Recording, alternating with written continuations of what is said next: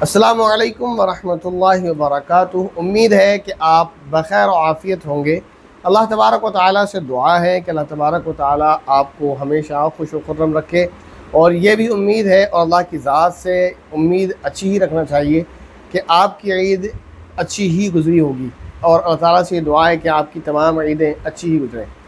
آج کیونکہ آپ دیکھ رہے ہیں فرائیڈے کمنٹ باکس، اور آپ کو معلوم ہے کہ فرائیڈے کمنٹ باکس میں آپ کو آپ کے پیارے پیارے سوالوں کے جوابات دیے جاتے ہیں، میں پہلے ہی عرض کر دوں آپ سے کہ میری 3 درخواست ہمیشہ آپ سے رہتی ہیں فرائیڈے کمنٹ باکس میں۔ نمبر 1 کہ آپ سورہ کہف کی تلاوت ضرور کیجیے گا۔ نمبر 2 نبی پاک صلی اللہ علیہ وسلم پر کثرت سے درود شریف ضرور پڑھیے گا۔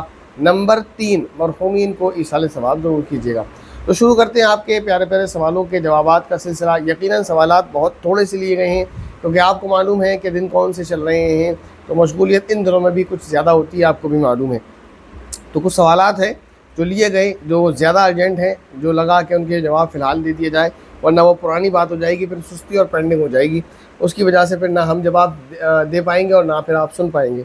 تو پہلا سوال ہے، ایک بہن کا انہوں نے سوال یہ کیا ہے: السلام علیکم ورحمۃ اللہ وبرکاتہ، میرا سوال اعتکاف کے حوالے سے ہے۔ کوئی عورت اپنے گھر میں اعتکاف میں بیٹھی ہو تو وہ 10 دن نہا نہیں سکتی اور صابن کا بھی استعمال نہیں کر سکتی ہے، رہنمائی فرما دیجیے۔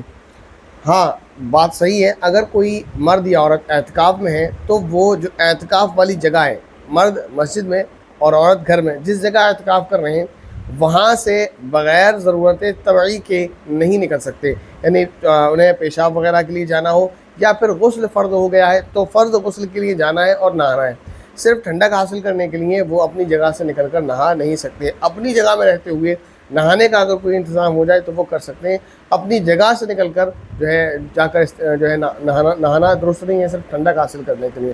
رہا صابن کا استعمال، تو صابن کا استعمال کا اس سے کوئی تعلق نہیں ہے، اصل مسئلہ ہے جگہ سے ہٹنے کا۔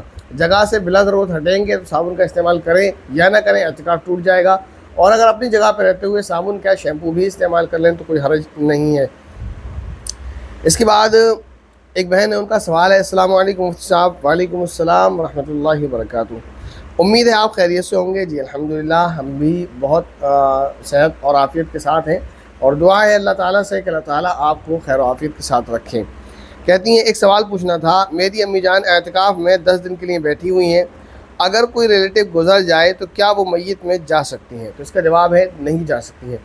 اگر انہیں جانا ہے اور ضروری ہے کسی وجہ سے، وہ آپ کا مسئلہ ہے، ویسے میت میں جانا ضروری نہیں ہوتا ہے، لیکن اگر مسئلہ یہ ہے کہ آپ کی والدہ کو میت میں اس لیے جانا ہے کہ وہاں اس عورت کو غسل دینے والا کوئی نہیں ہے، تو پھر یہ ایک ضرورت ہے، اس کے لیے جایا جائے گا۔ اگر کوئی ہے تو میں نہیں سمجھتا پھر میت میں جانے کے لیے کوئی ایسی ضرورت ہے، لیکن اگر وہ جائیں گی تو اعتکاف ٹوٹ جائے گا، چاہے وہ کسی وجہ سے بھی جائیں، چاہے وہ اس وجہ سے بھی کیوں نہ جائیں کہ وہاں کوئی میت کو غسل دینے والا نہیں ہے، تو اگر غسل دینے کے لیے بھی جائیں گی، کسی بھی ضرورت سے جائیں گی، اعتکاف ان کا ٹوٹ جائے گا، اور اس صورت میں ان کو اپنے 1 دن کے اعتکاف کی قضا کرنی ہوگی، کیونکہ ٹوٹا جو اعتکاف ہوگا ان کا اسی دن کا ٹوٹا ہوگا۔ اس کے بعد سوال ایک بھائی کا، انہوں نے سوال یہ کیا: السلام علیکم حضرت۔ وعلیکم السلام ورحمۃ اللہ وبرکاتہ، دو سوال ہیں ان کے۔ کہتے ہیں کہ میں نے جو پلاٹ لیا تھا، اب زکوٰۃ دیتے وقت اس قیمت کا اعتبار ہوگا یا کرنٹ مارکیٹ ویلیو کا اعتبار کیا جائے گا؟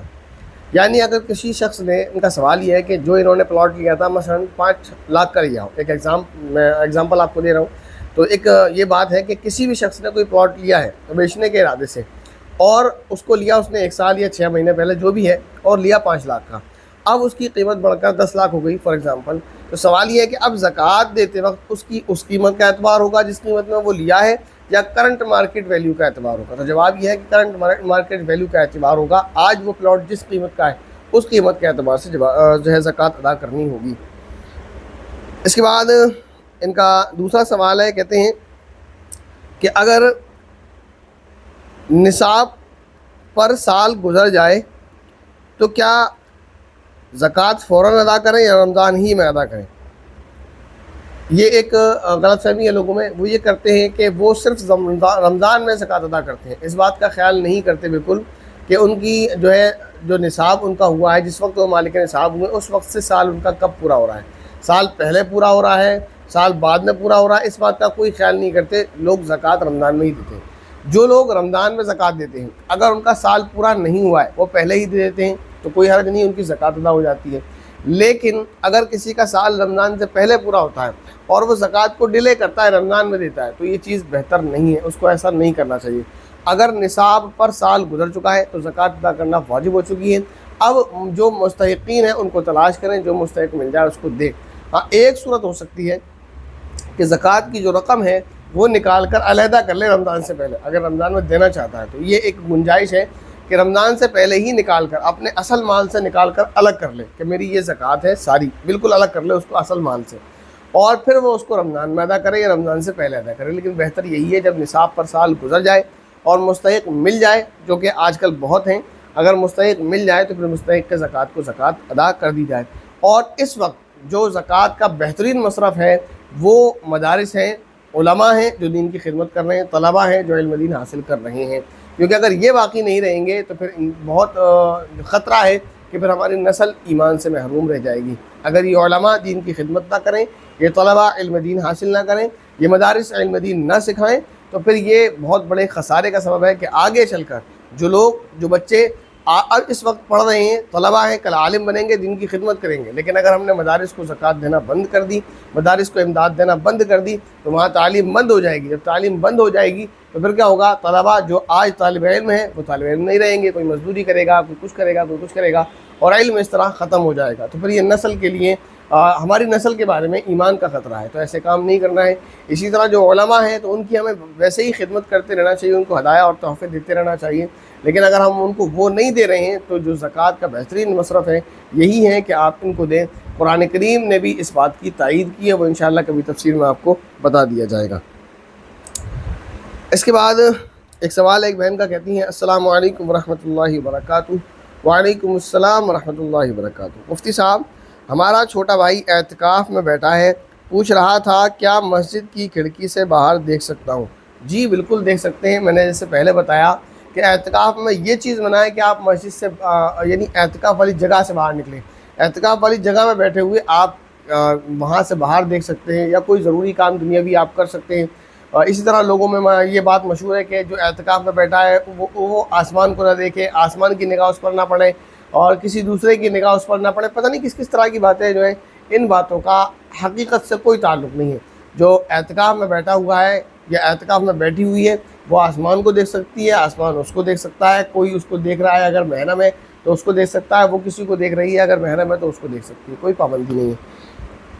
اس کے بعد سوال ہے ایک بھائی کا، کہتے ہیں السلام علیکم ورحمۃ اللہ وبرکاتہ۔ حضرت مسئلہ یہ تھا کہ بینک میں لوگ گولڈ رکھ دیتے ہیں اور اس پر زکوٰۃ کا کیا حکم ہے، اور اس پر پیسے بھی لیتے ہیں، مطلب گولڈ جمع کر کے لوگ پیسے لیتے ہیں۔ تھوڑا آگے پیچھے ہو گئی ان کی بات، خلاصہ ان کی بات کا یہ ہے کہ لوگ بینک میں گولڈ گروی رکھتے ہیں اور پھر لون لیتے ہیں، تو اب اس گولڈ پر زکوٰۃ کا کیا حکم ہے؟ تو یاد رکھیں، جو چیز کسی نے گروی رکھی ہوئی ہوتی ہے تو گروی رکھنے کے بعد وہ آدمی اس کا مالک نہیں رہتا، لہذا وہ اس کی زکوٰۃ نہیں دے گا، اور جس کے پاس گروی رکھی ہوئی ہے وہ بھی مالک نہیں بن جاتا، لہذا وہ بھی زکوٰۃ نہیں دے گا۔ تو جو گروی رکھی ہوئی چیز ہوتی ہے اس کی زکوٰۃ نہ گروی رکھنے والے کے ذمے لازم ہے، نہ اس کے ذمے لازم ہے جس کے پاس رکھی گئی ہے۔ تو جو گروی رکھی ہوئی چیز ہوتی ہے اس پر زکوٰۃ نہیں دینی ہوتی ہے۔ اس کے بعد ایک بہن ہے، انہوں نے سوال یہ کیا ہے السلام علیکم۔ وعلیکم السلام ورحمۃ اللہ وبرکاتہ۔ امید ہے آپ خیریت سے ہوں گے۔ جی الحمدللہ۔